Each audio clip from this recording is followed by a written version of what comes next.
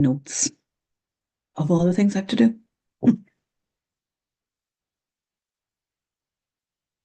Good afternoon, everyone, and thank you very much for joining us today. I don't know in which part of the country you are, but we have a glorious, glorious day here. And if not because we set up this webinar, we probably will be sitting outside at this moment. So thank you for making the time to join us. This collaboration is called Future Proof Your Business. My name is Susana Marambio. I am the co-owner and director of BBCS Business Advisors. We help business owners to accelerate their growth by providing them with the structure, the knowledge, and the tools that they need to achieve their goals. So the session is being recorded and it will be streamed live on LinkedIn. This session, it takes around 45 minutes. There is plenty of time for asking questions. You can ask the questions along the session, or you can wait until the end when we will also have time for Q&A. We launched this collaboration session in 2023. It is by business owners for business owners, with the goal of addressing those real challenges that we see when we are talking with our customers. And obviously, there is such a pool of experts around us in the ecosystem of small businesses that we said, well, we will bring them to answer those questions and help us to make sense of what's going on. We know that your time is very valuable, so we will not spend any time trying to sell you anything or talking about ourselves. The title of the webinar is Marketing Made Simple, Foundation for Growth and Engagement. So I will start with it. When we set up the business in 2021, it is after 20 years in corporate. And I work very, very hard to make sure that marketing wasn't a fluffy, pinky thing, something that is decorative, don't bring results. I didn't realize, though, that in the SME environment, marketing is even more misunderstood. Marketing is one of the pillars for business growth. However, for many, marketing means advertisement or promotions. So I'm talking about that. Average marketing spend expected for 2025 will grow 7.3%, reaching 1.7 billion. Out of that, 65% will go towards digital channels. However, despite all this investment, businesses don't see the returns that they want from it. So that's why I'm just so delighted to welcome today our guest, Sandra Maybury. Sandra is an entrepreneur, marketing consultant, author, mentor, coach. I'm very happy to say that she's a friend of mine. This year, Maybury's marketing celebrates 20 years in business. And as their founder, Sandra has helped countless average businesses to build the strategic foundations for sustainable growth. So Sandra, welcome and thank you for joining me today. Thank you so much, Susana. It is my pleasure to be here. Okay, so I start because actually this is the part that I really find quite interesting. We, as a businesses, we talked a lot about what we do, how we do it, and so on. But very few times we get a little bit of minutes to discuss how is that we get to where we are today. So why don't you tell us a little bit about your journey and your company? Okay, perfect. I'd be delighted to tell you, actually, because we don't get that opportunity.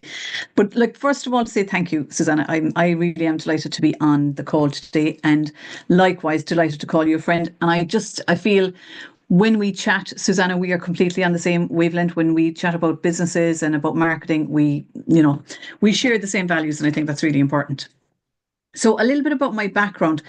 Like you said, next month, early June, I will be 20 years in business. And, I think this year, I'm really reflecting on what that actually means to be 20 years in business. So my background is actually hospitality. I worked a lot in hotels. Technically, I grew up in the hotel background and swore I would never work in that sector. But anyway, that's where I ended up. But I am so old that when I started working in the hotel sector, online bookings, so booking.com and Expedia, websites like that we are so familiar with today, they were really only being introduced in Ireland. And my job within a hotel group was to go around to the hotels and to train the staff and the front office people on how to get business from online from the likes of Booking.com. At the time, there was travel agent, GDS systems, and different things. So it kind of seems quite ancient of how far we've come. But over the years, look, with anyone who's in business, you know this, you have to move, you have to pivot, you have to like move whatever is relevant at the time. So I expanded my business to cover all sectors. And what I found is that, marketing, it doesn't matter what size your business is, the basics are the same and they apply to everybody. So that's, I suppose, how my business has evolved over the years. I would say in the 20 years, I've survived a pandemic, I've survived a recession, and I'm really proud to be still trading today. Yeah, so that's a bit about my background. It is a huge achievement. So people actually don't really take in and the changes that you have experienced. So as you said, 20 years ago, I was in the first.com company and we were trying to translate traditional business into do it in a website. So obviously now it is to the other way. And the business are doing exactly to the other way around, but it's nearly come full circle.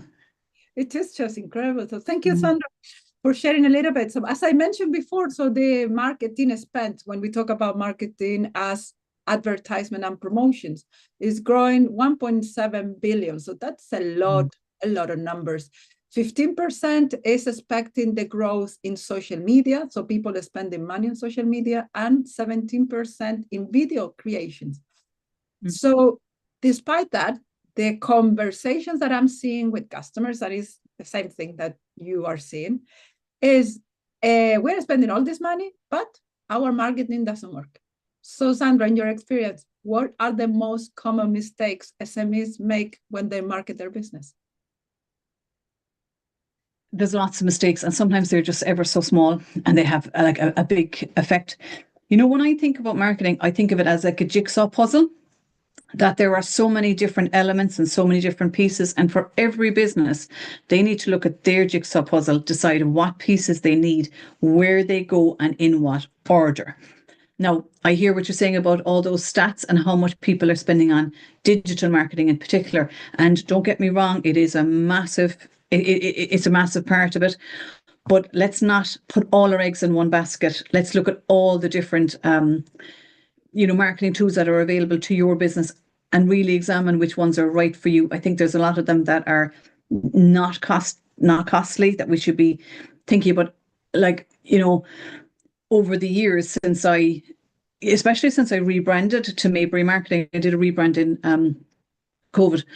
Back, an awful lot of my calls would start with people saying, "Hi, I need help with Facebook." And I started to tire of this after a while. I was like, "Oh, Jesus, it's not all about Facebook. Like, life, that's not the only tool that there is." And what I would do then is I would work with clients and I'd say, "Okay, let's just look at this now. Let's go back a few steps."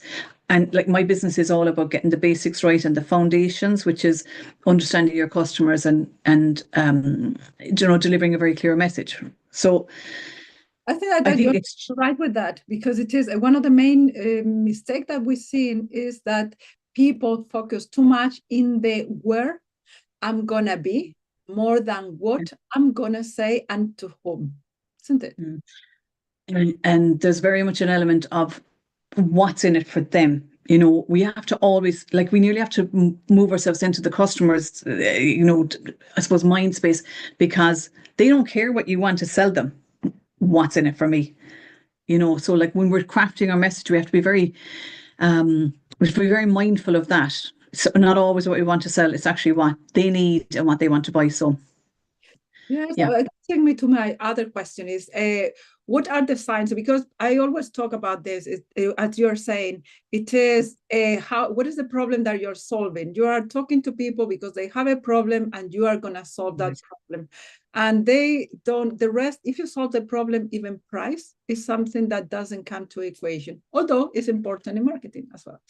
But so when you are talking to a business owner and a small SME, so what are the signs that the marketing message isn't really connecting with the people they want to? So how can they know, okay, this is not working? results driven, isn't it? Like, are the sales, are they getting the sales, or, are they getting noticed? Are people starting to talk to them? Are people coming back and saying, I like this, I like that? Are they getting that engagement? If it's on social media, are they getting engagement? But like an awful lot of it does come back to sales and awareness. It might not always be about selling. Sometimes it's about building awareness about what a business does. But I think one of the common mistakes, I see it very often really, is sending the wrong message to the wrong audience. So, like, well, I say we've all been guilty of it, but this idea of we might jump on a trend, whatever is trendy on social media at the time. It could be doing, like, definitely during COVID, there was an awful lot of silly dances going on. But who was seeing that mightn't have been your target audience. And I'm all about having a bit of fun and all that too. But definitely sending the wrong message to the wrong audience is common. And how can you have results if it's the wrong message to the wrong audience? It's just not going to deliver.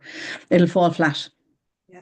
So what makes a marketing message truly resonate with your audience, target audience, or your customers, or whatever you want to call it? So how we make it that happen? It definitely goes back to not what you want to, not what they want, no, not what you want to sell them, what's in it for them. Always saying what's in it for them. So you talked about pain points. It doesn't matter what size your business is. If you're selling something on a global scale, you're still serving somebody's pain point. If you're delivering a service, like we deliver a service, business owners are too busy, or don't have the personnel, or they don't have the time, or whatever it is, or the experience to do their own marketing. So they bring in us. Like, that's just an example of that's the pain point that we solve for them. So yes, I'm gone away from the question a bit. Marketing message truly resonate with your customers? I think a big thing that has come out over the last couple of years is actually building up that relationship with customers and that trust, being visible. Certainly in the case of SMEs, you need to be on camera. You need to you need to like let them in a little bit to you. And it's something that an awful lot of business owners really struggle with. And I get it. I do get it. It is very difficult to go on camera. It's very difficult to be seen. And I suppose we have this worry that, oh God, what will people think? Or, oh no, I can't do that. I wouldn't have the confidence, or whatever it is. But you need to do that because you need to build the trust with them, and they need to kind of think, oh, she's all right. I think I like that.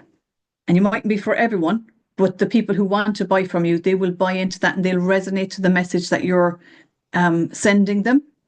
That's what I would say. So, like, definitely being authentic and building up trust and building relationships for people to buy. Yeah, that's a good one. So one of the things that I normally do with customers when whatever that they want to do, grow the business, is there are three. First of all, you have to have a strategy. You have to put the foundations that can you afford, can you manage if you tomorrow have 100% more customers, can you deal with that? Capacity of services. And third is sales and marketing. But always when in that area, I start with identifying who is your customer. Who can buy your products? Everyone. No, not everyone. Who can buy your customer? I always make the example of an ice cream. I said, look, if you want to sell an ice cream to a kid, imagine this. You imagine clowns running around, colors shining, the sun, kids smiling, playing. The music is louder, the colors are bright, and you have a kid with the 99 with a lot of sparkling and happy eating it. You want to sell the same ice cream to an older couple. You put everything in pastel colors and quiet, and they are enjoying it, sitting on a bench, looking to the sea. So independent of who you actually want to sell the product, even if everybody can, the way that you talk to them to make them feel that I want that is completely different. So when you work with businesses, how do you help them to figure out who is their ideal customer? So how do you do it? You're so right in what you say. And actually something that I talk to customers about all the time is niching down. The more niche you are, And sometimes people think like, oh, well, if I'm niche, I'm making myself small. No, you're not. The more niche you are, the easier it is to actually market your business, because the more niche you are, the clearer your message is. Like it's very clear. And actually, I'd share a little example, and it's kind of around that sending the wrong message to the wrong audience, and it's around understanding who your customer is and what their needs are, right? So I've shared this example loads of times, but I actually think it works really well. So I do a lot of mentoring, and I was working with a client who was a restaurant owner, and this lady had been in business a long time and has a very successful business. And I said, okay, let's talk about your marketing now. Let's talk about your customer. And I said, okay, can you explain who your typical customer is to me? And they said, yeah, sure, no problem. So they said, right, this customer probably is aged maybe in their 20s. They live kind of close enough, maybe within a 15-minute drive. They might come to the restaurant, to the bar area, maybe once a week, maybe twice. I said, okay, what will they order? And she said, they might order something like the fish and chips, or maybe the burger. I said, okay, they'll only have a main course. They won't bother with starters or desserts. Okay. Will they have a drink? Yeah, sometimes it's just a mineral. They may have a craft beer. That's okay. I said, what's their average spend? And she said, maybe 25 euros, something like that, 20, 25 euros. I said, okay, perfect. I said, we have a lot of that. I said, good, okay. And I said, okay, can you explain to me now who your ideal customer is? Now, she'd never done this exercise before. And when this was actually over Zoom, and when I say her whole body language changed, she's like, oh, okay, right. So she said, well, they're going to be regulars. They will maybe come to the restaurant once a week or every second week. She said, I'll know them by name. It'll be, say, John and Mary, whatever it is. They'll drive anything up to an hour for our food. And I said, okay, right. I said, what age are they? And she said, maybe like anything kind of maybe 50 plus, and maybe even retired. Whatever. And I said, right. She said, money isn't really an object there. I said, okay. So what'll they eat? And she said, oh. So they'll ask me for a recommendation. I love when people ask me for a recommendation. I said, okay. And she said, and I'll be able to say, well, you know, John, you the rack of lamb there last week. Was that nice? Do you know, we have a beautiful T-bone steak on now, and I think you're going to enjoy that. So John isn't even going to question it. He values my recommendation. She said, they'll probably have a starter, maybe something like maybe seafood starter or something like that. Probably won't bother with dessert, but they will have maybe an Irish coffee, or they might share a cheese board, but they might have something like, an after dinner drink or something like that. And they'll always have wine. I said, okay. I said, what's their average spend? She said, well, it'll be at least 50. I said, okay, interesting. So like when we talk about messaging, this was just an exercise that we did, but her whole social media was focusing on the typical customer, not the ideal customer, you know, beautiful pictures of the fish and chips and beautiful pictures of the craft beer or whatever it was. But they really weren't speaking to who they really wanted, like the people who were going to have more revenue with them. So when they started to change their social media and their messaging, they were then attracting the right customers, or attracting what they considered to be their ideal customers. So I just thought it was a really good example. You know, yeah. Because my next question was about how a business owner will decide where to show up. And this is, I say it because with customers, I can't say the number of times. First of all, I try not to say I do marketing, because people immediately ask me, oh, do you do Facebook? No. And the second thing is that when people talk about sales and grow audiences, oh, but I've been told that I need to be in Instagram. And it's like, well, I need to be in all the platforms. And it's always, and I am one of the laziest ones, so I show up only in LinkedIn. So I said, wow. You have to be in the platform that your customers are. And if your customers are in LinkedIn, even if you don't like it, you are in LinkedIn. If your customers are in Instagram, you are in Instagram. And you have to also align it to the resources available, because some platforms are very content hungry.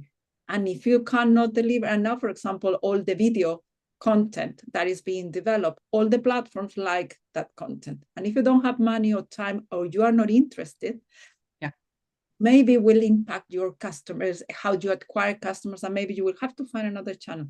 So how do you how do you make your customers to go for the channels where the customers are? How do you do it? We go back to that, the jigsaw. You need to figure out for my business what pieces of the jigsaw, and each piece is a marketing tool. And like you talk a lot there about online and social media. But again, depending on what your business is, don't forget the traditional marketing. And, some of it is very cost effective. I know people worry about maybe advertising, like newspaper advertising can be expensive, but if you do it right and for the right audience with the right message, it can deliver. PR is something to look at. Like, look at your business. Are you celebrating an anniversary? Are you launching a new product? Whatever it is, like, find a way to make a story out of that. Journalists are always only delighted to to be approached with stories if they are meaty and if they are relevant to their readers. Like, I'm a big believer in signage and even van signage and posters. Like, these don't cost money, but I think over the years that we just got so sucked into Facebook. But like, there's massive footfall in certain places where we should just be visible and let it be a little bit of everything. So before I answer your question on how do you decide what channels or what platforms or what tools to use, I'd actually like to talk a little bit about the message, and we used that example, but like, a big thing is, what do you want to be known for in your business?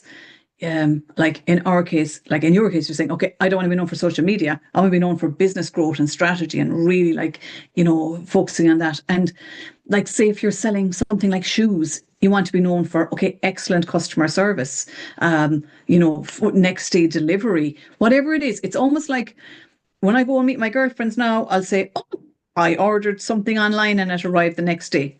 It's what people say about you when you're not in the room. So that's like that. It's that message we want to be able to get across. So, is it excellent customer service? Is it best price? I bought something, it was a really good deal, or I bought something that was really good value. Whatever it is, we need to really think about what do we want people saying about us, and that's part of how we create that message. And of course, what resonates with them? What do they want to buy? Like, what's relevant to them at the time? Depending on who the audience is, if it's somebody of a certain, me, I'm just going to say, it could be anti-aging. And like, if that's going on in my head and I start seeing stuff on social media or wherever it is, I'm like, we're drawn into whatever's important to us or whatever is topical for us at that time. So if you're selling something, you need to think about that customer and how you can tap into their subconscious. An awful lot of it happens in the subconscious, actually. Definitely. And actually, we have one of the ways that we create the messages is you creating a hook, and I call it always a red car. And it's like, if you actually decide you're going to change your car and you want to go for the Fiat 500 in red, I'm going to test it. Maybe I will try to test it. And then you're driving and suddenly you see the little car everywhere, the little red car. And it's not suddenly everybody has a red car. It's simply that your brain is tuned to identify that. That is what marketing is. And that's when marketeers, we talk about bringing the people to the funnel. So awareness, interest, decision. It's because we are moving people to if you want, you can target people buying now. And it is like, it's hot. I'm hot. I'm walking outside. I want water now.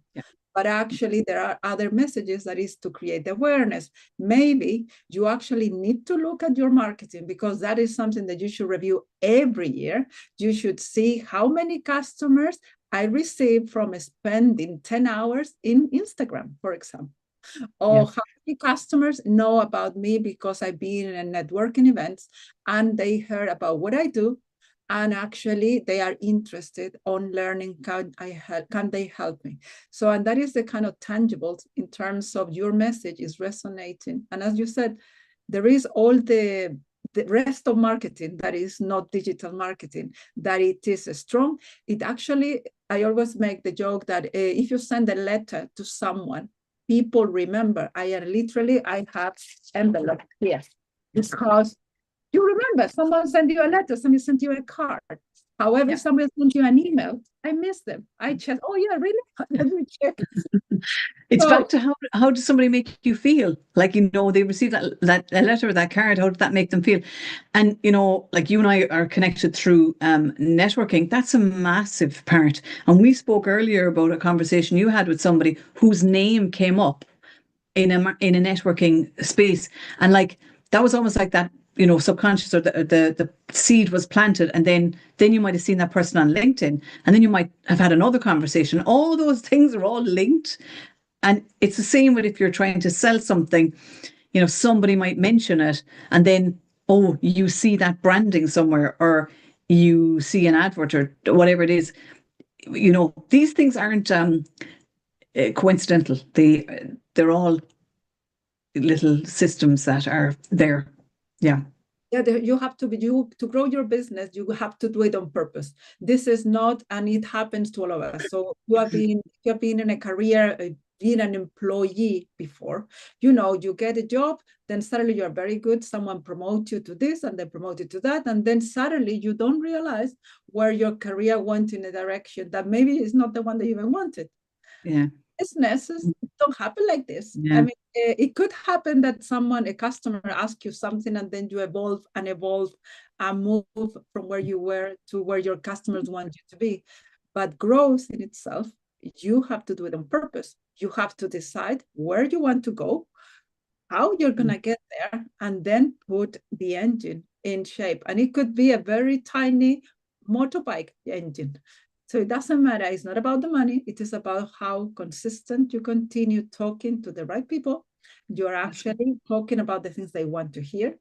And as Sandra, you said, being different. So why people will come back to you? What do they know about you that they think, okay, that person, that company, that shop there can solve my problem? So I was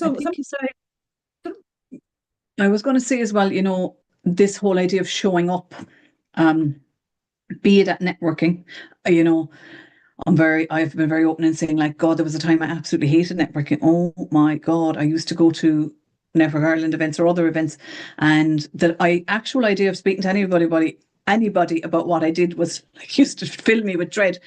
So I found somebody in the room that I knew, and I would literally make a beeline for that person, and I would spend the whole night with them, shadowing them, actually hiding behind them nearly, but over time that got easier. And, another thing, and again, it's something I talk to my clients about, is this showing up, because stop hiding behind the brand. People buy from people, and you have to be patient as well. I do see clients who are like, I put a video up and I got no sales. It doesn't really go like that. You have to be consistently at it, and maybe for a long time. And I'm really seeing that in my own business now. Like, I've been showing up, maybe not as consistently as I would like to, but everything I do, I'm seeing it delivering now. People needed that bit of time to say, oh, is that what she's all about? Oh, right. Okay. Is that what she does? Okay. I get it. And and I go out and people say, oh, I'm watching you. I get this all the time. I'm watching you. And then I think, that's a bit weird. But I've had clients come to me and say, I've been watching you for a while, and they turn into be clients. So, just be mindful that it might take time, and you do have to keep showing up. It does work, and don't be disheartened if it takes a while. Yeah, so I have a question, because it's like when you are talking about, so when we talk about websites, so normally you go, depends to whom you go, and they will tell you, oh, your website, you really need a completely new website. Or could be that someone honestly said, no, actually, with some tweaks, your website is going to be better. So in general, when we're talking about marketing, so when it is the right time to say, yeah, you need to overhaul and rethink it all, or just make adjustments. So is there a moment, or how can you identify people, businesses that, okay, you need to really look all this? Most of the time I go back to the basics, and that doesn't mean now like berating anyone's website or anything like that, but you have that conversation where you say, who's your customer? And we spoke about this, and they say everyone, and you go, hang on, no, come on now. Let's just niche it down a little bit. And what's your message? And they're not clear on it. So I'm all about, let's go back to the basics to get the foundations right. And only when we're very clear on your customer and very clear on your message, then we can start to market your business. Then you can start deciding, okay, what tools and all that. So I think it's an individual thing where, do you need an overhaul? And you spoke about this, like the strategy. They need to keep looking at that anyway. And we all should be doing this. Like, we should be looking at our business going, well, yeah, that was what my focus was. Is it still what my focus was? Let's question it. Is that still where my customers are at? Is that still the message that I want? And either validate it or tweak it. Yeah, that's a good one. So normally what I would do, for example, in order to, I was saying to Sandra before we started, I really don't like to, so growing a business, putting a lot of money to it, it's a lot easier than doing it with little resources, with no money and little technology. And I go for that challenge. So that's how actually I help businesses. So one of the things that I would normally do, it is to look all the activities, all the marketing that is being done, and I review results. So, and I will go back, and I do this even with, in the last, one of the large companies that I worked, I joined and I literally went through every single ad, every single white paper, document, everything. I went, okay, how many customers how many people were having a conversation with sales, and how many of those actually became a customer? And then I started literally tracking down everyone, because saying that there is a lot of engagement, like when we say in social media, cool, how many of those contacted you? How many of those became a customer? How many the one that contacted you are the people you want to talk? And how many of those are not the people, and it is wasting their time and your time? It doesn't mean anything bad. It's just simply that if you cannot help them, and they actually what you offer is not for them, they're wasting their time talking to you, and you're actually reducing the little time that you have talking with people that you cannot actually help. So that for me will be, when looking the results of your activities, it will be the first call to say, okay, maybe we need to align better with who is your customer and the solutions and the position where you are today, and to the resources that you have. Maybe you need to scale back. You went all in and someone left the team, and then you actually are left trying to figure out everything. Well, go back and continue focusing on the things that are generating the result that you want. And sometimes, as Sandra said, if someone did the work on identifying the audience, the right message, and so on, and there is there's tweaks, tactical tweaks, so changing the photo, changing this, it is easier. But it all comes down to which results are you receiving. If you don't get results, you really, really, really need to. And I will say this, it doesn't matter if you come to me, it doesn't matter if you don't come to Sandra. Go and check, because you are in the first quarter of the year. If things are not happening and you're not seeing results, why are you spending the time, energy, and money on doing things that are not working, or you haven't actually evaluated? So just take a look at that. Okay, so how about that as well? If I could just add to that, don't dismiss things that you assume won't work as well. We'd be like, oh no, that's not going to work. Try it. And then if it doesn't work, then you can make an informed decision and say, well, we tried that form of marketing, we tried whatever, and it didn't work. But sometimes if it doesn't work, it could be down to, like, if it didn't land right, it could be down to something as simple as, you posted it on the wrong day at the wrong time. Like sometimes you can repurpose content and share it again. You might get a completely different result. So, I suppose it's to look at lots of examples, not just kind of one thing. I did that, no, that didn't work, and if it didn't work, why didn't it work? And it could be then, okay, it wasn't right anyway, but it could just be something that needs tweaking too. That's brilliant.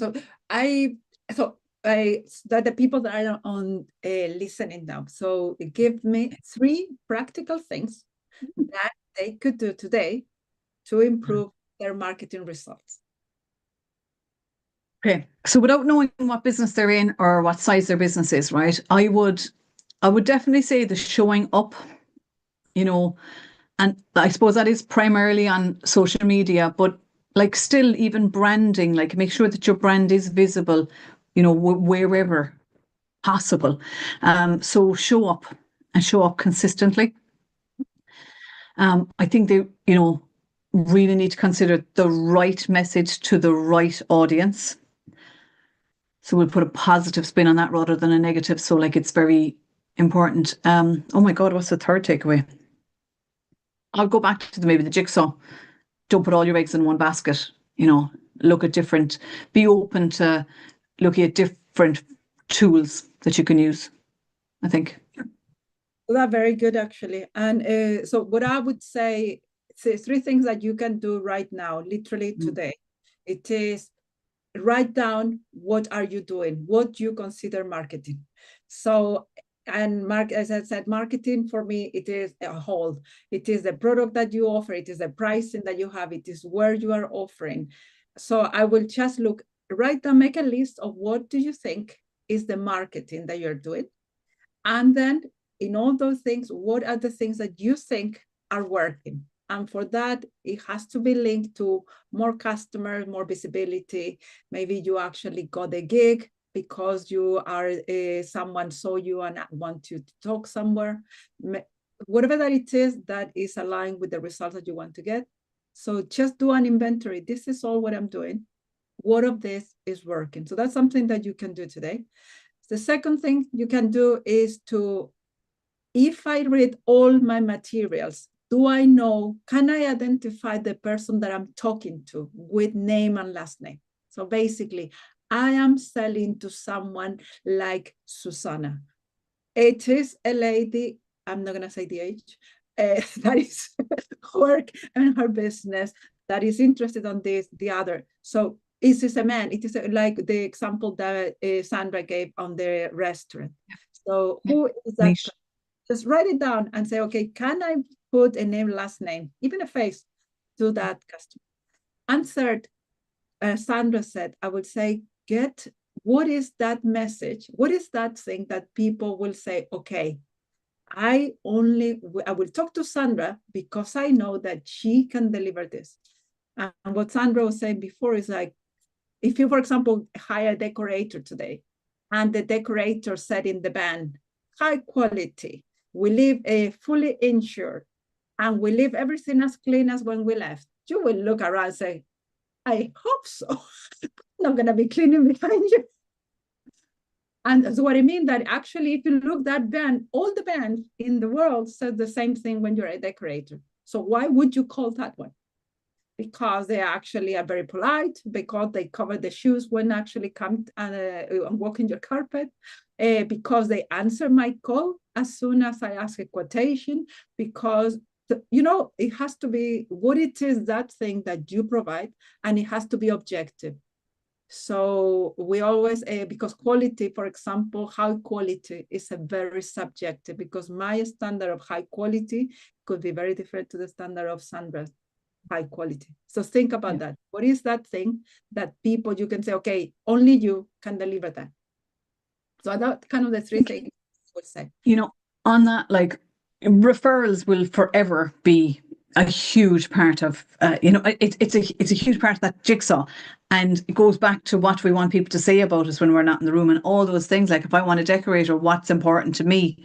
And some people, it could be that they listen to what I say. I have my own view on what I want it to look like. Or the other person could be, I actually don't know what I want. I want them to advise me. So, what do you want them to say about you when you're not in the room, so that you go on and tell your colleague and they go, that's exactly what I need. And, something that just dawned on me as you were chatting there, not dawned on me, but just something that came to me was, I always say, like, don't expect people to be mind readers.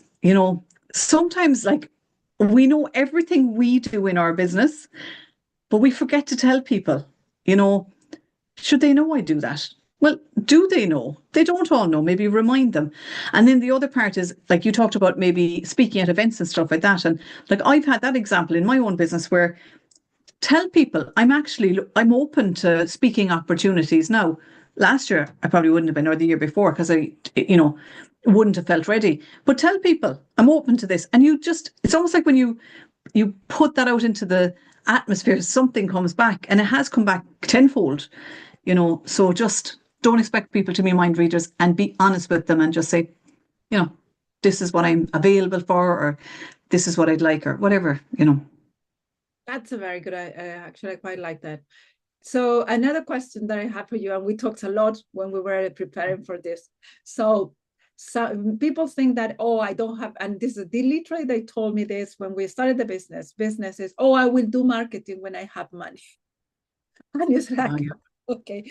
So for someone who has limited budget, what's the most effective place to start?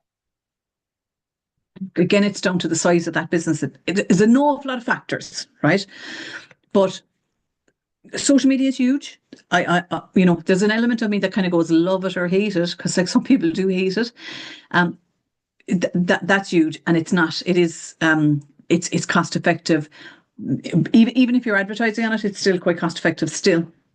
But use it effectively. Like, show up. People don't want to be sold to all the time. There's an element of, like, if it's constant sales, they're kind of like, I'm getting bored of them now. They're constantly trying to sell to me. So, share stuff, like let them in, tell them a bit about your business, and, just take the barriers down a little bit, and like that whole stop hiding behind the brand. PR is very effective, and it's free.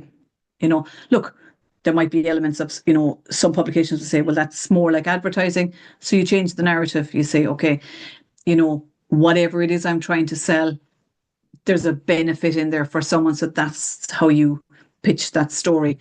Again, I go back to traditional, like branding, networking, massive, getting out there. There's ways that you can be very cost effective. Like, there's no doubt about that. But again, it depends on the size of the business. If you have the big budgets, you still have to use them wisely. Don't waste them, And so one of the things, what I would say, if you have a limited budget and you need more sales, what I will do is I will go and see my customer list, and I will say, can I sell you more things to you? Yeah. Because it's cheaper to talk to people who already tried your services or products.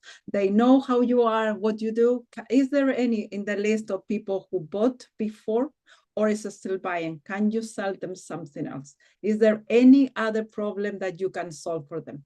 And that it is how I will start, because when people, they know you, they have bought from you, they already are happy, they actually had a good experience, so they even can help you to develop a new product offer or a new service offer. If you just go and say, look, I want to ask you, I'm thinking about doing this, what do you think? So if you have customers, I think that is, for me, it's always the most effective way. It is, you re-engage, sometimes they come back and buy from you because actually they forgot that you are there and you don't have it later. Yeah. Because if you're not in the forefront of their mind, that whole subconscious bit, sometimes something. I have a client who I haven't worked with in a couple of years, and just from kind of maybe seeing what I was doing on social media, they came back to me and said, actually, do you know what? I think we need to look at this again. And I'm like, but the other part is actually referrals. Referrals are massive. So if you have a client who is very happy with what you're doing, ask them for a Google review. That costs you nothing. And secondly, maybe ask them, do you know any other business people like you, or it depends on who you're selling to? Do you know anyone else who would like this? And if you were doing that on maybe a product basis or whatever, it could be that a code. It could be, I use email marketing. Email marketing is free.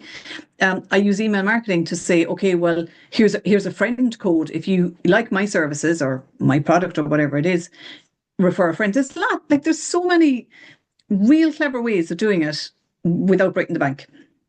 Oh, that's brilliant. Thank you. So I'm conscious of the time. So anybody that has a question, please don't be shy. Just put it in the chat or in the Q&A. So trying to summarize, because we have covered a lot of areas here. So thank you, Sandra. This is really very interesting. So first takeaway, is about have the right message to the right audience, and for that you need to know who your customer is. So second takeaway is showing up consistently. Whatever way that you decided that is how you're going to do marketing, is social media, referrals, networking events. Be consistent about what you are doing and show up. And third, differentiate yourself. So what is that thing that you want to be known for? What is that thing that people will want to work with you, and that the problem that you're solving, and why you are the only person or the best person to solve this? So, and the best person in terms of value, because there's loads of people doing marketing, but I'm not for everyone. You know, they might not like my style. They mightn't agree with something I say. I don't know what it is, but like, don't worry about those people. Let's concentrate on the people who think, yeah, you know what? She's all right. Yeah, she talks a bit of sense. I kind of like what she's saying. Yeah, I agree with that. You know, and they're the people who will come to you. They're the people who will work with you. And the other element is value. You know, when we go back to the example of the restaurant, like value, you want people who are going to value your service and your product at whatever price it's at. It has to be the right price point for them, that they won't question it. They'll say, you know, yes, I need to buy that, and I consider that good value, because everyone's perception of value is completely different. You know, I could offer the same services to two companies, and one might think, God, that's very good value, it's cheap. And the other might think, geez, I don't know, could you do it any better? You know, if you don't value it, then you're not my customer either. You know, you're not my ideal customer. Like, I have typical customers and ideal customers too. And the ideal one is always the person who values your expertise, your your advice, your knowledge, and it doesn't. I won't say it doesn't question the price at the same time. You know, that they say, yeah, I can see this delivering for me. That's brilliant, Sandra. So thank you very much. So where people can connect with you. So what is your ideal channel? Interesting. Yes. So I'm on LinkedIn. I should be more active on LinkedIn, but I'm on LinkedIn, and I suppose that's where I consider where my customers are. I'm on Instagram. I'm a little bit more lighthearted on Instagram. I'm a little bit more me. Look, there's a different tone for everything, so I'm probably a bit more active on that. I gave up on Facebook. It wasn't for me. I realised the hard way that I was sending the wrong message to the wrong audience. So not for me. That doesn't mean it's not for somebody else. So yeah, Instagram and LinkedIn, and of course my website, mayburymarketing.ie. Thank you, Sandra. So I will send a follow-up email with all the details. So if you want to get in touch, Sandra is a very strong mentor with different local enterprise offices. So you just get in touch with either of us, and we will try to help. If anybody has any questions, if not, the next session, keep an eye. I will send the link to Eventbrite. It's going to be about, we talked today, it's like, how can you make your marketing work? My next session is going to be, okay, marketing works. So I receive a lot of calls, a lot of emails, but I still don't get the results that I want. So how can I fix it? Looking forward to see you. Thank you very much. Take care. Thank you, Susana.